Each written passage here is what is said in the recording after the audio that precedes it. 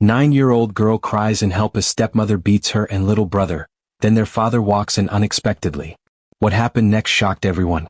Hello everyone, welcome to our story. Please don't forget to like, subscribe and tell us in the comments where you are watching from. Marcus Johnson sat in his cold office. At 40, he owned and worked from the top floor of City Tower, one of the most beautiful buildings at the heart of the city.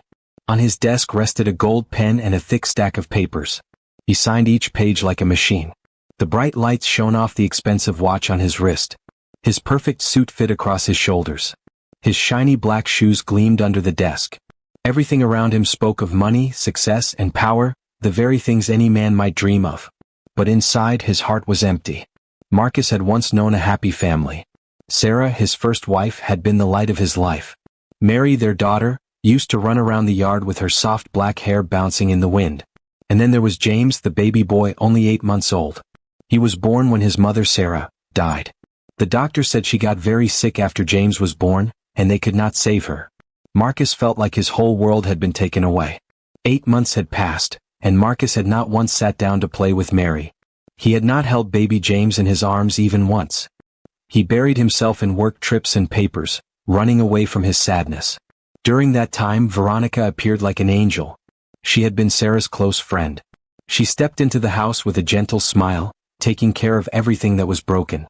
To Marcus, she was the perfect woman he needed. If Sarah had been light, then Veronica was his rescue. She held both children as if they were her own, caring for them like a loving mother.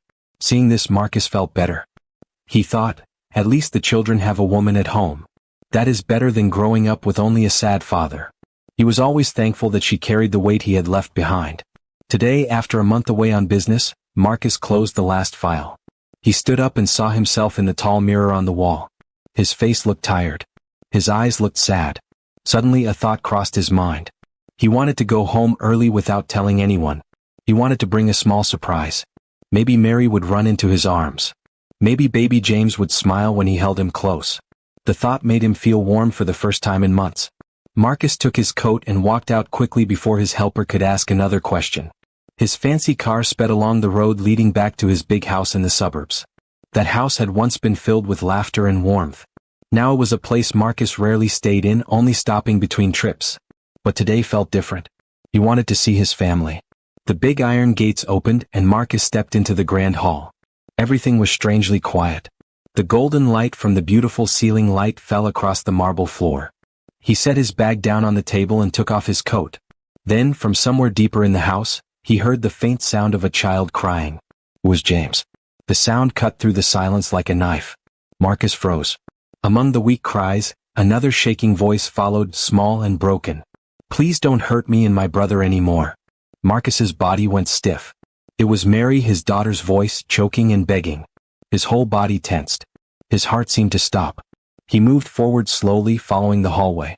He stopped just out of sight behind the doorway leading into the living room.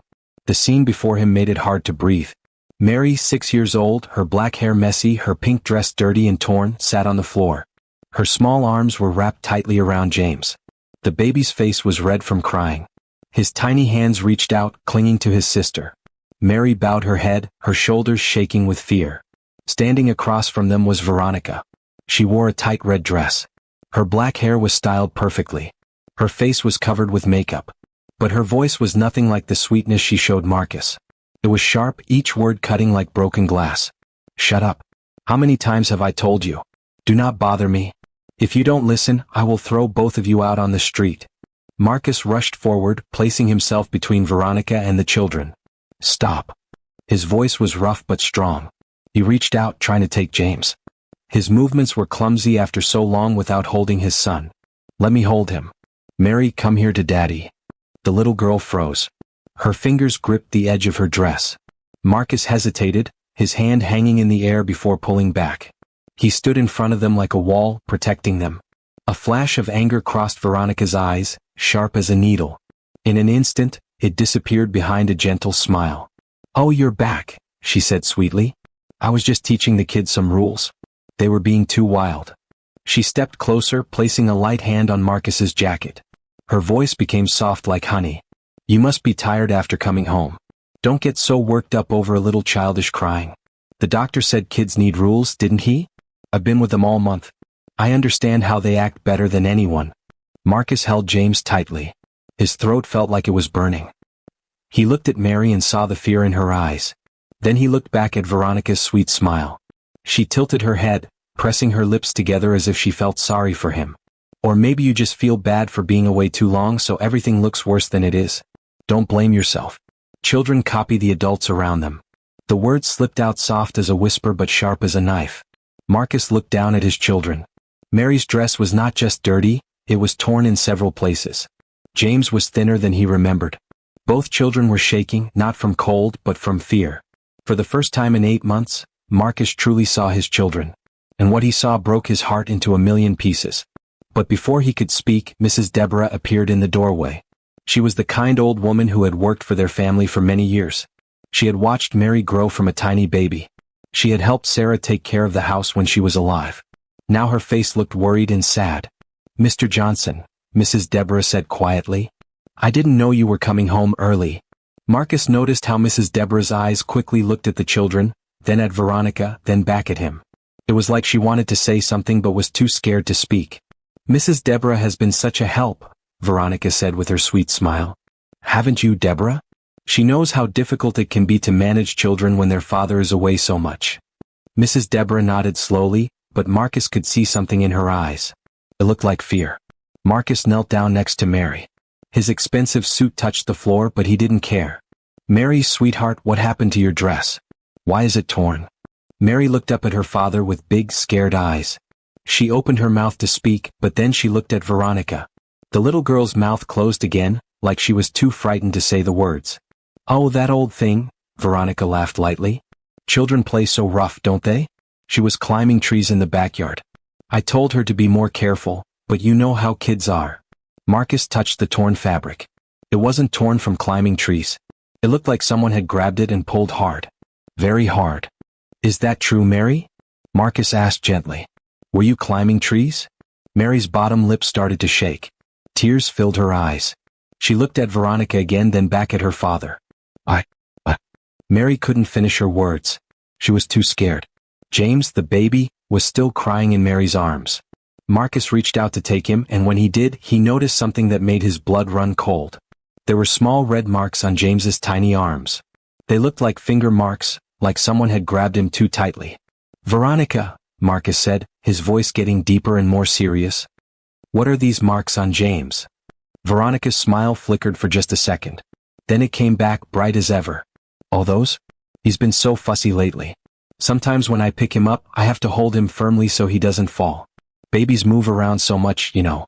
The doctor said it's normal for babies to get little marks like that." But Marcus knew what finger marks looked like. And these were not from holding a baby safely. Mrs. Deborah cleared her throat softly. "Mr. Johnson, perhaps you'd like some coffee? You must be tired from your trip." Marcus looked at Mrs. Deborah. There was something in her voice, like she wanted to talk to him alone. "Yes," Marcus said slowly. "That sounds good. Veronica, could you please get Mary some clean clothes? And maybe make sure James has some milk?" "Of course, darling," Veronica said. But Marcus noticed how her smile looked fake now. "Come on, children. Let's get you cleaned up." "No," Marcus said firmly. "I'll take care of them. You've done enough." The words came out harder than he meant them to. Veronica's eyes flashed with anger for just a moment before she put her sweet smile back on. "Whatever you think is best, dear. I'll be in the kitchen if you need anything." As Veronica walked away, her high heels clicking on the marble floor, Marcus felt like he was seeing her clearly for the first time. When she thought no one was looking, her face changed. The sweet expression disappeared, and something cold and mean took its place. Mrs. Deborah waited until Veronica was gone. Then she whispered, "Mr. Johnson, we need to talk." Marcus nodded. He picked up James gently, feeling how light the baby was, too light for an 8-month-old. Mary held onto his leg, not wanting to let him go. "It's okay, sweetheart," Marcus told Mary. "Daddy's here now. No one is going to hurt you anymore." But as he said those words, Marcus realized he didn't even know the full truth yet. What had been happening in his house while he was away? What secrets had been hidden from him? And most importantly, how long had his children been suffering while he was too busy to notice? The answers to these questions would change everything. But first, Marcus needed to hear what Mrs. Deborah had to say. Marcus carried James upstairs to the nursery with Mary following close behind. The room looked perfect just like everything else in the house. The walls were painted soft blue. Expensive toys sat neatly on the shelves. But Marcus noticed that James's crib was pushed far into the corner, almost hidden behind a chair. "Mary," Marcus said gently as he changed James into clean clothes. "Tell me about your days when I'm not here." Mary sat on the edge of the bed, swinging her little legs. She looked down at her hands. We try to be good, Daddy," she whispered. "We try really hard." "What do you mean by, try to be good?" Mary's voice got even smaller. "We have to be quiet. And we can't make messes. And we can't ask for food when we're hungry unless it's mealtime." Marcus stopped buttoning James's shirt. "What happens if you get hungry between meals?" "Veronica says, she says we're being greedy. She says we should be grateful for what we get." Marcus felt his chest getting tight. "And what do you get to eat, sweetheart?" "Sometimes bread. Sometimes just water." Mary looked up at her father with big, sad eyes. "Daddy, are we bad children?" "Veronica says we're ungrateful because we don't appreciate how hard she works." Marcus knelt down in front of Mary and took her small hands in his. They felt so thin and cold. "No, baby girl. You are not bad children. You are good, sweet, wonderful children. And you should never, ever have to go hungry." Mary started crying then, not the scared crying from before but relief crying. Like she had been holding in her sadness for so long that it finally had to come out. Marcus held both his children close. James had stopped crying and was now looking up at his father with curious eyes, like he was trying to remember this man's face. "I'm sorry," Marcus whispered. "I'm so sorry I wasn't here to protect you." After getting Mary into a clean dress and making sure James had some milk, Marcus went downstairs to find Mrs. Deborah. She was waiting in the small room next to the kitchen, the same room where she used to sit with Sarah when they planned meals together. "Mrs. Deborah," Marcus said, closing the door behind him. "Please tell me everything." The kind old woman looked at Marcus with tears in her eyes. "Mr. Johnson, I should have called you sooner. I should have found a way to tell you. But she threatened me. She said if I said anything she would make sure I lost my job and that no one would ever hire me again." "She threatened you too?" "Every day," Mrs. Deborah nodded. "But the children, oh Mr. Johnson, what she does to those babies when you're gone." Her voice broke. "Tell me," Marcus said, though his heart was already breaking. "She locks them in their rooms for hours. Sometimes all day. She gives them one small meal and calls it, teaching them gratitude. Last week, when little Mary spilled some juice, Veronica made her clean the entire kitchen floor with just a tiny rag. It took her 3 hours and her knees were bleeding by the end." Marcus felt sick to his stomach. Mrs. Deborah continued. "And baby James, she barely feeds him. She says he cries too much and that he needs to learn to be quiet. Sometimes I hear him crying for hours, but she won't let me go to him." "Why didn't you call the police? Or call me?" "I tried to call you once," Mrs. Deborah said sadly. "But Veronica caught me. She took my phone away and said if I tried again she would tell you that I was stealing money from the house. She said no one would believe an old housekeeper over a rich man's wife." Marcus realized how clever Veronica had been. She had isolated everyone, the children, Mrs. Deborah, even Marcus himself. She had made everyone too scared to tell the truth. "There's more, Mr. Johnson," Mrs. Deborah said, reaching into her pocket. She pulled out her phone.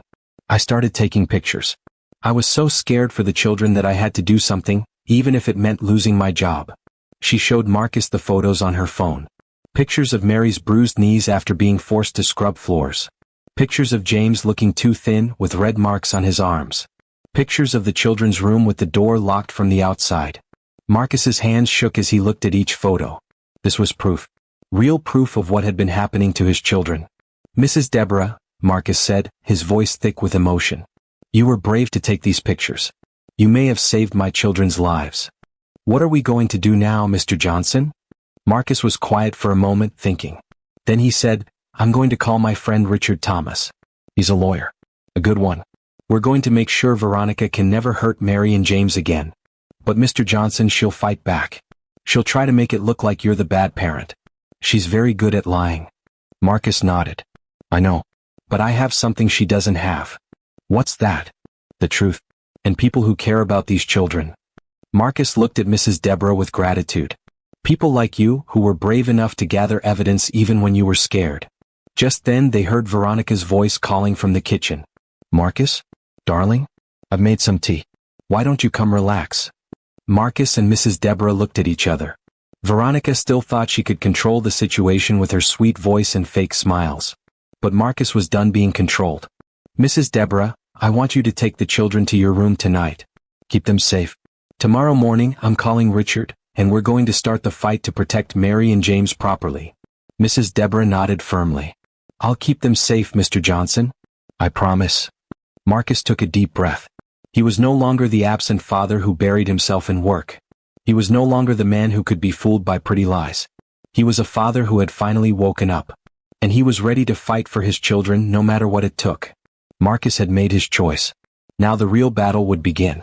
The next morning Marcus woke up early. He had barely slept all night, thinking about everything Mrs. Deborah had told him. The photos on her phone kept flashing in his mind, his beautiful children looking scared and hurt. After making sure Mary and James were safe with Mrs. Deborah, Marcus went to his study and picked up his phone. His hands were shaking as he dialed the number. "Richard Thomas Law Office," came a friendly voice. "This is Marcus Johnson. I need to speak to Richard urgently. It's about my children." "Hold on, Mr. Johnson. Let me get him for you right away." Within seconds, Richard's familiar voice came on the line. "Marcus, it's been too long, my friend. What's going on?" Marcus took a deep breath. "Richard, I need your help. My second wife, Veronica, she's been hurting my children." There was silence on the other end of the line. "Marcus," Richard said carefully, "that's a very serious accusation. Tell me everything." For the next 30 minutes, Marcus explained everything. The finger marks on James. Mary's torn dress in fear. The starvation. The locked rooms. Mrs. Deborah's photos. "I have proof, Richard," Marcus said. "Real proof. But I don't know what to do next." "The first thing we need to do is get those children somewhere completely safe," Richard said. "Can you bring them to my office today? I want to see this evidence, and we need to start documenting everything properly." "Of course. What about Veronica? Don't tell her anything yet. We need to be smart about this. She's going to fight back hard when she realizes what's happening. Women like this, they don't give up easily." Marcus felt his stomach tighten. "What do you mean?" "She's been living a comfortable life as your wife. She has access to your money, your house, your status. She's not going to let that go without a fight. She'll probably get her own lawyer and try to make you look like the bad parent. But I have proof. And that's good. But Marcus, you need to prepare yourself. This is going to be a long, hard battle. She's going to lie. She's going to manipulate. She's going to try to make everyone believe that you're the problem, not her." Marcus closed his eyes. He thought about Mary's scared face and James's thin little body. "I don't care how hard it is," Marcus said firmly. "I'm going to fight for my children." "Good," Richard said. "That's what I wanted to hear. Bring the children and Mrs. Deborah to my office at 2 p.m. today. We'll start building our case." After Marcus hung up the phone, he felt both relief and fear.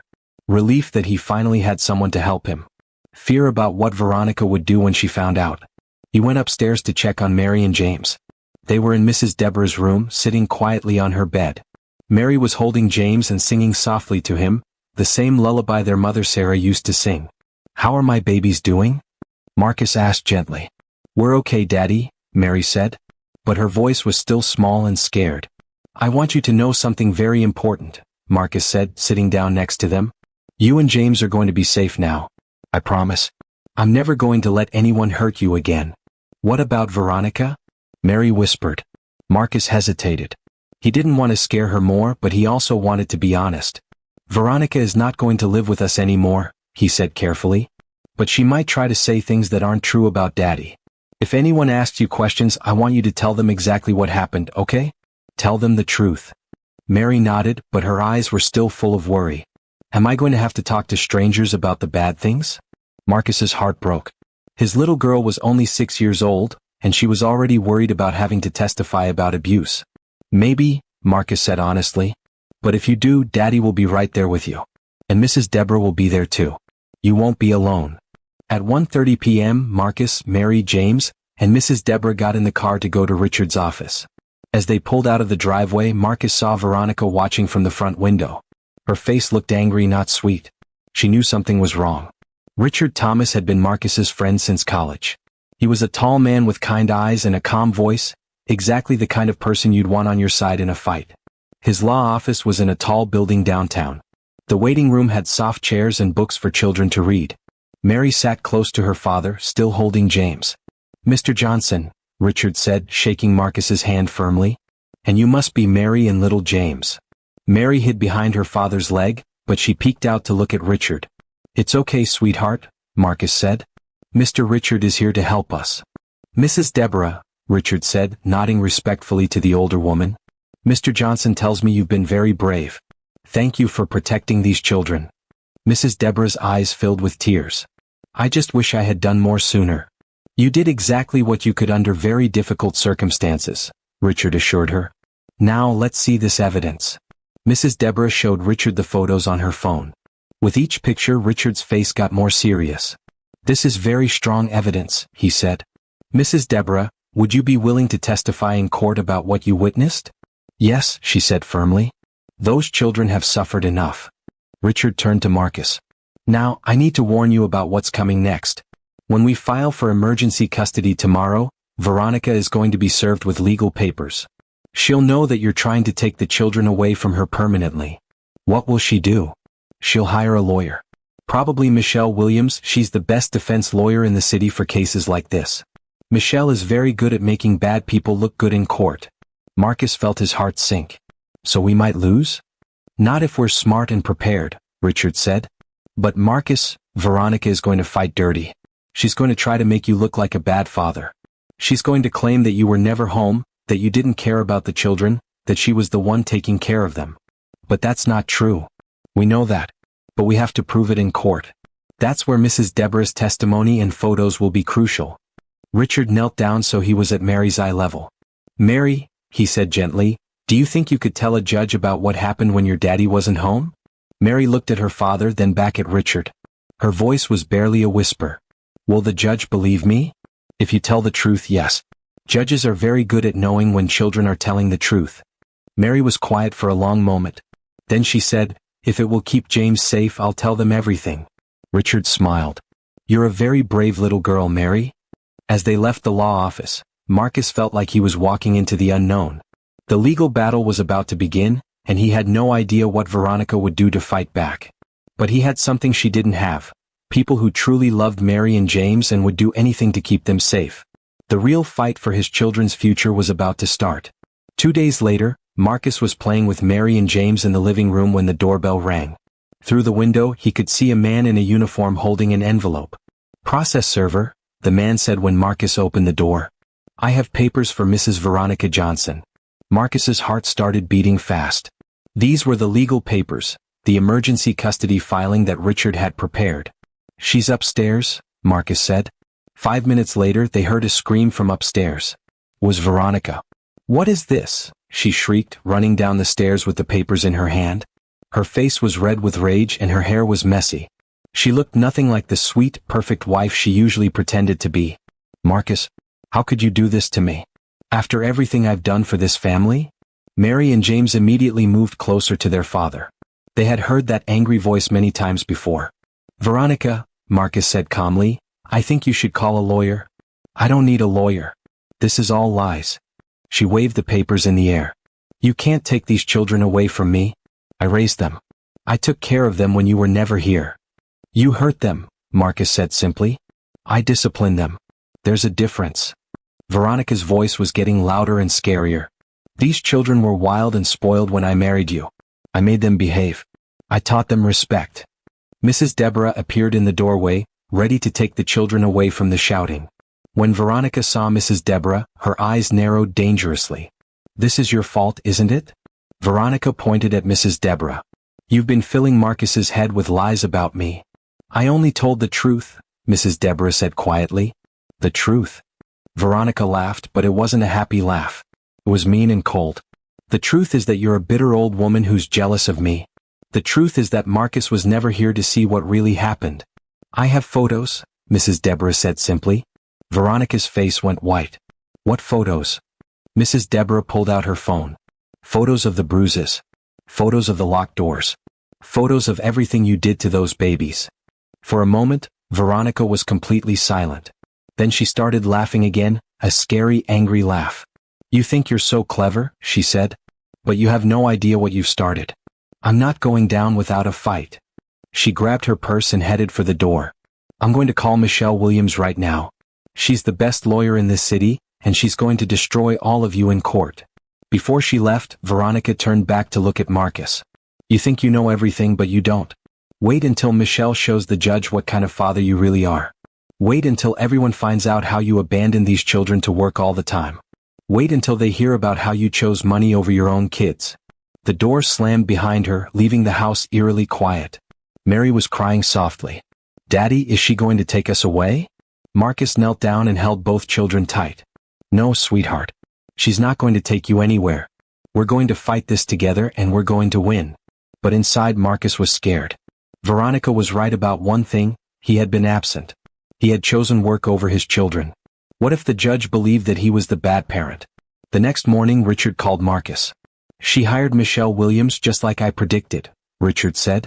"Michelle just filed a counterpetition claiming that you're an unfit father and that Veronica should have full custody of the children."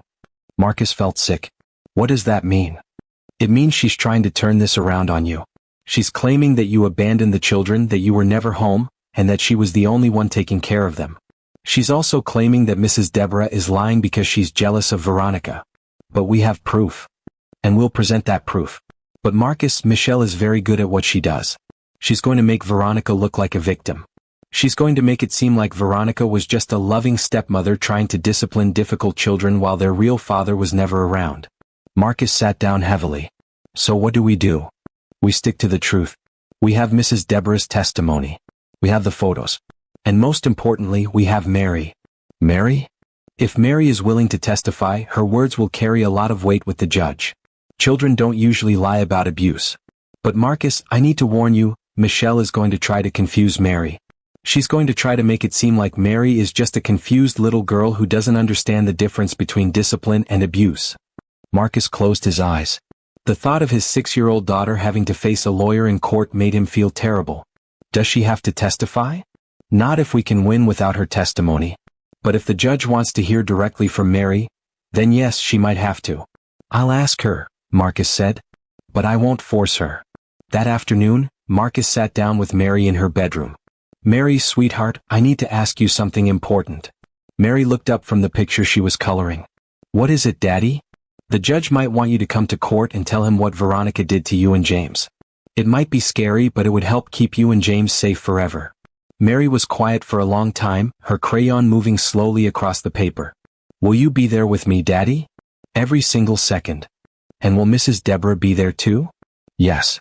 Mary put down her crayon and looked at her father with serious eyes, eyes that looked too old for a 6-year-old. "Daddy, if I tell the judge the truth, will Veronica ever be able to hurt James again?" "No, baby. Never again." Mary nodded slowly. "Then I'll do it. Because James is too little to protect himself. Someone has to protect him." Marcus felt his eyes fill with tears. His little girl was braver than he had ever been. The court date was set for the following week. Judge Angela Davis would hear both sides and decide what was best for Mary and James. The battle lines were drawn. On one side, Marcus, Mrs. Deborah, Richard, and the truth. On the other side, Veronica, Michelle Williams, and whatever lies they could create. Everything depended on whether Judge Davis would believe a 6-year-old girl's testimony about the worst months of her life. The morning of the court hearing, Marcus woke up with butterflies in his stomach. He had barely slept, thinking about everything that could go wrong.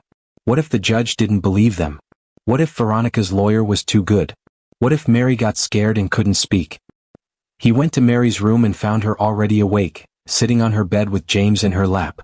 "Good morning, sweetheart," Marcus said softly. "How are you feeling?" "Scared," Mary admitted, "but also ready." Marcus sat down next to her. "Remember, all you have to do is tell the truth. That's all anyone can ask of you." "Will there be a lot of people in the courtroom?" "Some. But the most important person is Judge Davis. She's a kind lady who wants to keep children safe. Just talk to her like you're talking to me right now." At 9 a.m., Marcus, Mary, James, Mrs. Deborah, and Richard arrived at the courthouse. It was a big, tall building with stone steps leading up to heavy wooden doors. Inside, everything was quiet and serious. People spoke in whispers. Everyone wore nice clothes. "Remember," Richard said quietly to Marcus as they walked toward the courtroom, "stay calm no matter what Michelle Williams says. She's going to try to make you angry so you look bad in front of the judge." The courtroom was smaller than Marcus had expected. Judge Angela Davis sat behind a high wooden desk at the front. She was a woman in her 50s with kind eyes and gray hair pulled back neatly. "All rise," called the bailiff. The Honorable Judge Angela Davis presiding. Everyone stood up as Judge Davis entered. "Please be seated," Judge Davis said. "We are here today for the custody case of Johnson versus Johnson, regarding the minor children Mary Johnson, age 6, and James Johnson, age 8 months. Marcus looked across the room and saw Veronica sitting with Michelle Williams. Veronica was dressed perfectly in a navy blue dress, her hair styled beautifully. She had tissues in her hand and looked like she had been crying. But Marcus could see through her act now. He knew what she was really like. "Mr. Thomas," Judge Davis said, "please present your case." Richard stood up. "Thank you, Your Honor. We are here today because 2 innocent children have been suffering in silence while their father worked to provide for them. Mrs. Veronica Johnson has systematically abused, starved, and terrorized these children for months." Richard presented Mrs. Deborah's photos to the judge. As Judge Davis looked at each picture, her face became more serious. "These photos show clear evidence of physical abuse," Richard continued.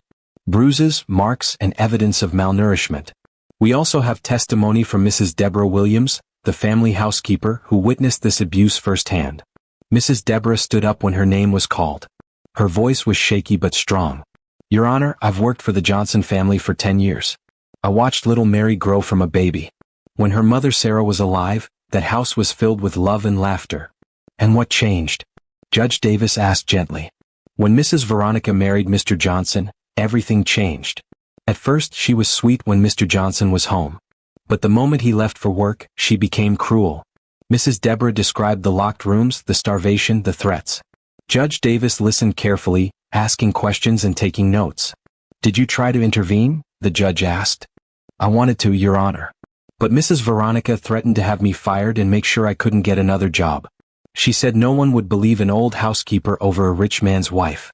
"But you did document the abuse?" "Yes, ma'am. I started taking pictures because I was so worried about those babies. I knew someone had to speak up for them." When Mrs. Deborah sat down, Judge Davis turned to Michelle Williams. "Ms. Williams, please present your defense." Michelle Williams stood up. She was a tall woman with perfectly styled blonde hair and an expensive-looking suit. When she smiled, it looked cold. "Thank you, Your Honor. My client, Mrs. Veronica Johnson, is the victim here.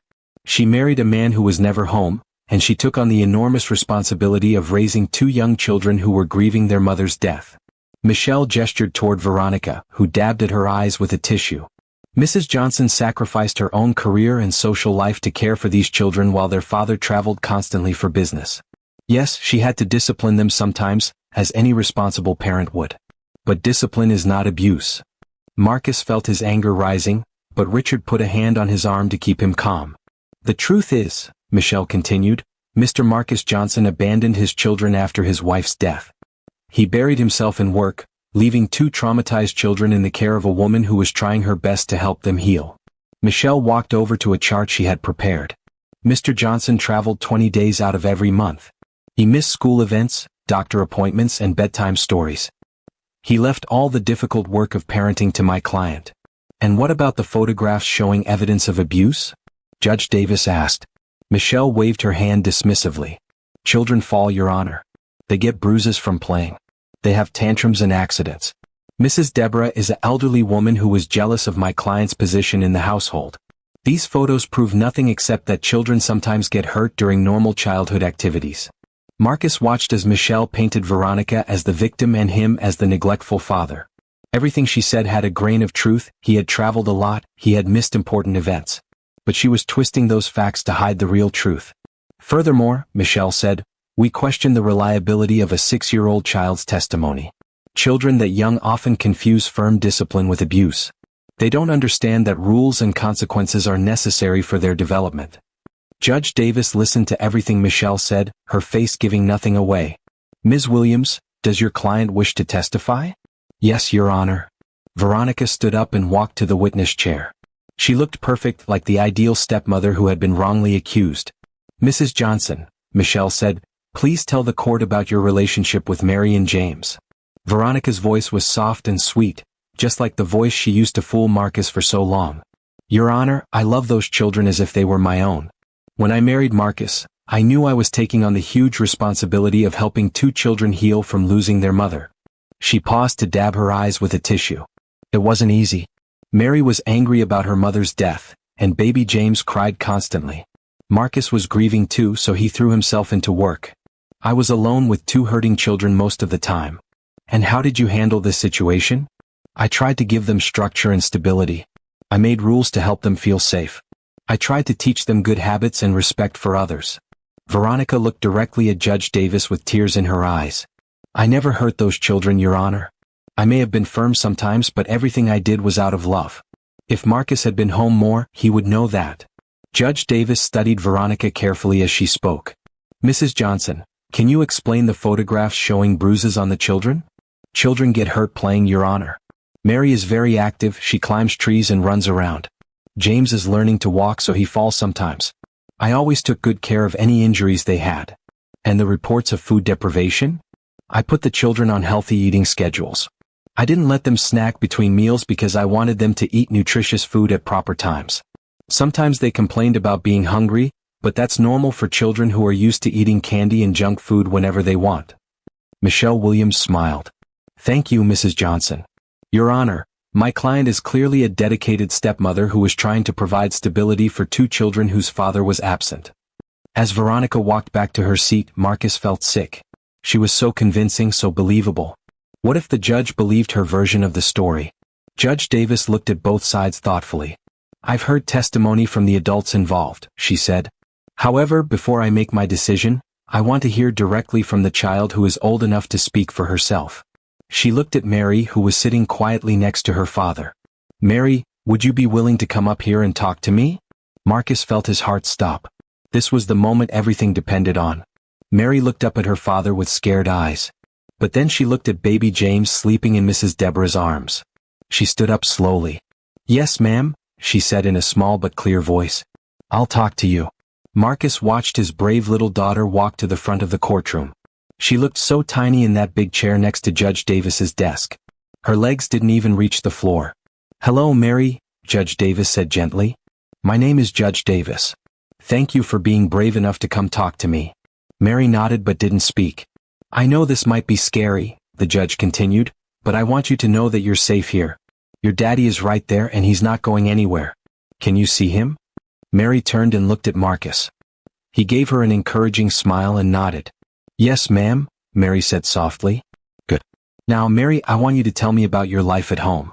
What was it like when Veronica lived with you? Mary was quiet for a moment. Then, in a voice so small the judge had to lean forward to hear her, she began to speak. When Daddy was home, Veronica was nice. She smiled a lot and made good food and talked sweetly to me and James.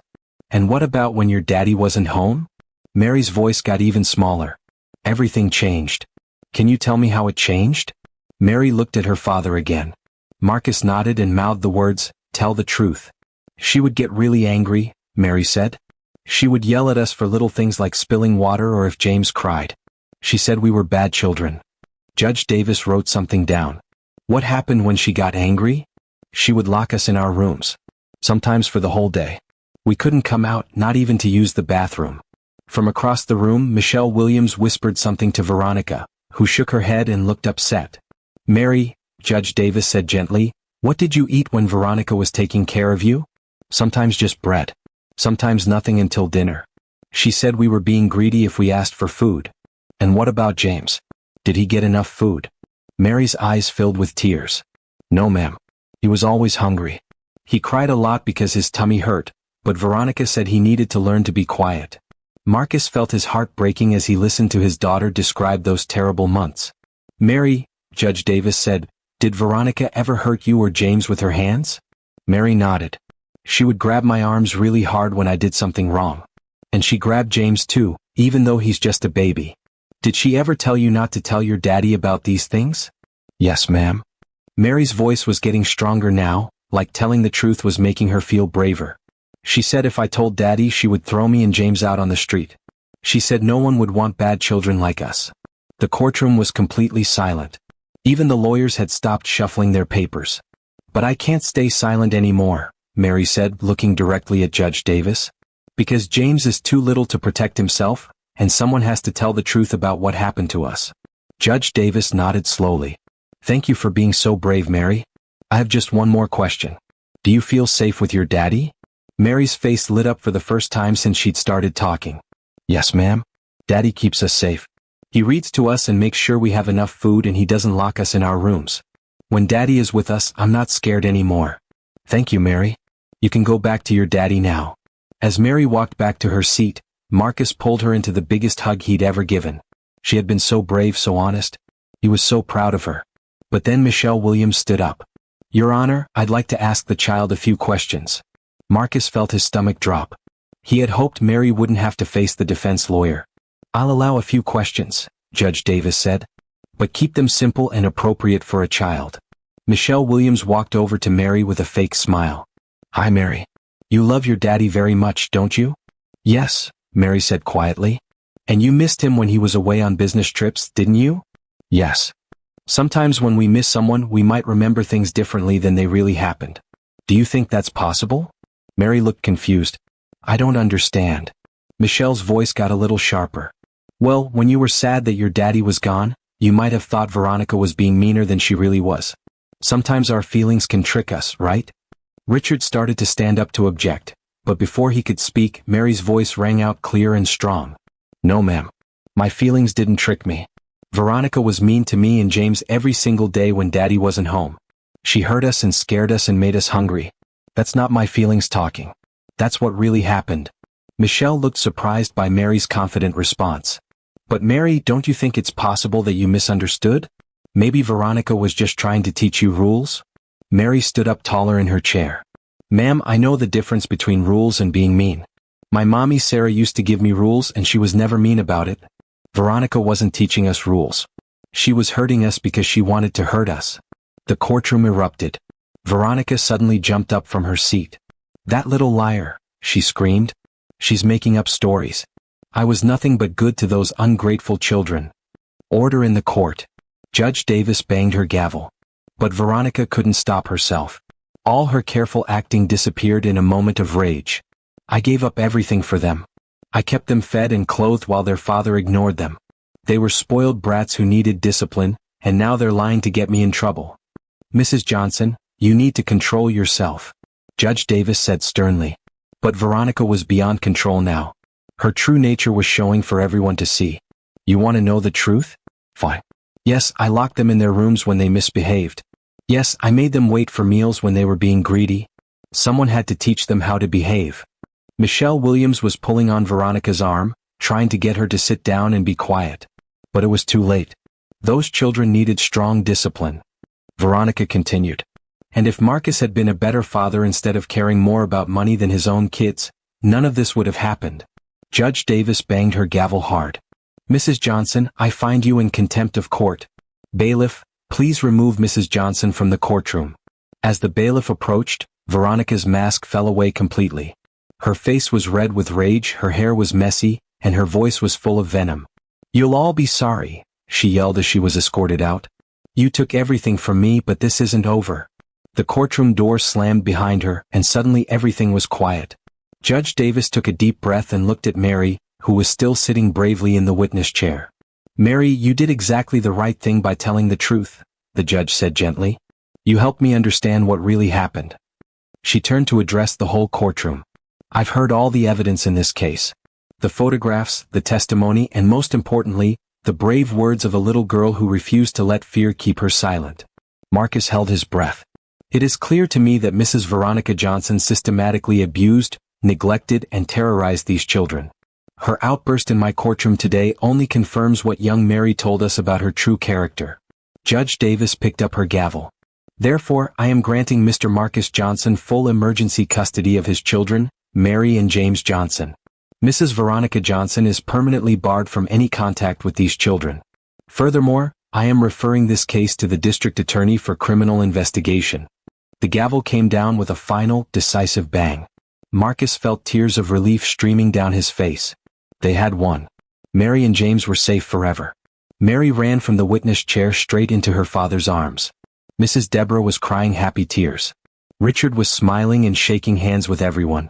The children were finally truly safe. Marcus held Mary and James close as they prepared to leave the courtroom.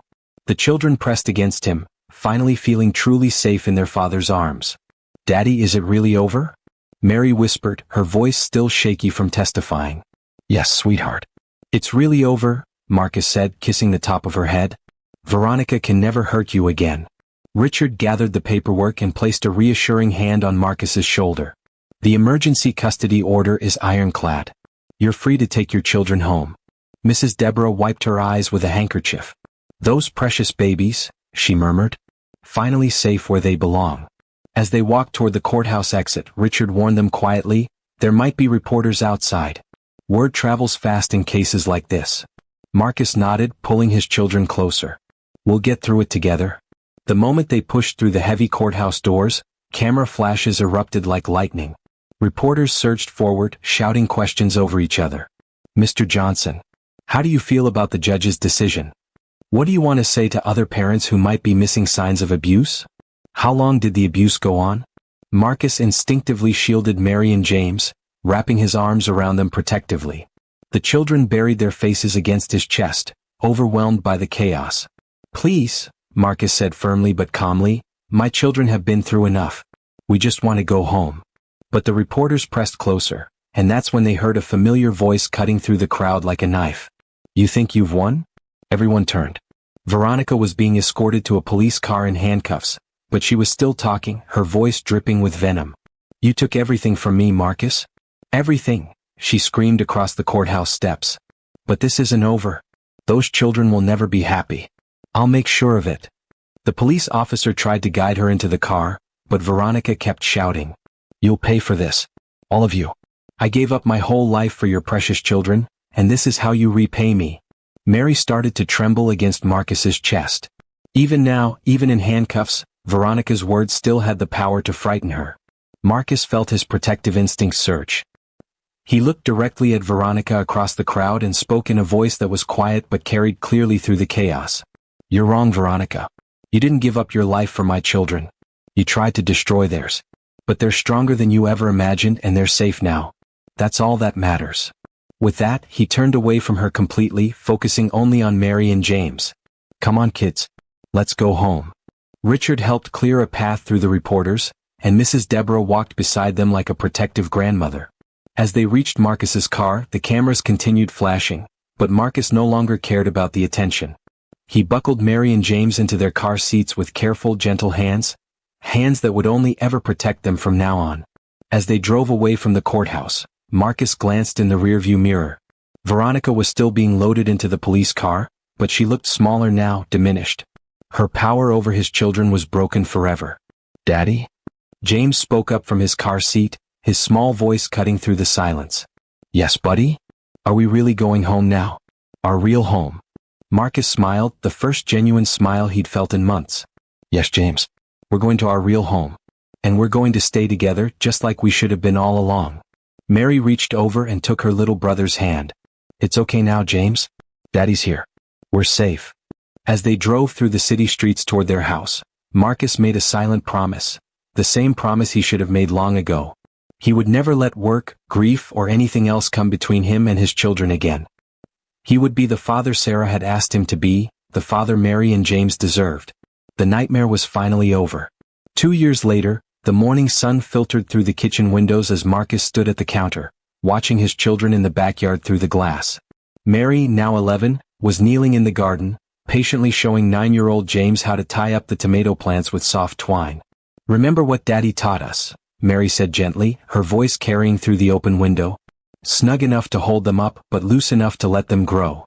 Marcus smiled, his heart full as he watched his daughter, once so frightened and small, now confident and nurturing with her little brother.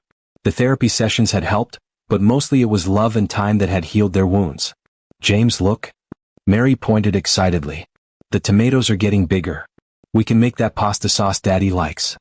James clapped his hands together, dirt smudging his cheek. "Can we make cookies too? Mrs. Deborah showed me how to measure the flour." "Of course we can," Mary laughed.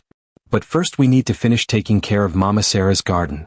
Marcus felt his throat tighten with emotion. They had transformed the small backyard into a memorial garden for Sarah, filled with her favorite flowers and vegetables. It had become a place of healing, where the children could feel close to their mother while building new, happy memories. "Daddy?" James called out, spotting him at the window. "Come see how big the tomatoes are." Marcus stepped outside, breathing in the fresh morning air. The shadows of fear that had once darkened this house were gone, replaced by laughter and light. "Wow, buddy," Marcus said, kneeling beside James in the dirt. "These are going to make the best pasta sauce ever." Mary beamed with pride. Mrs. Deborah said Mama Sarah would be proud of how well we're taking care of her plants. "She would be," Marcus agreed softly. "She would be proud of both of you. You've grown into such amazing, brave kids." The trauma of those dark months with Veronica felt like a distant storm now.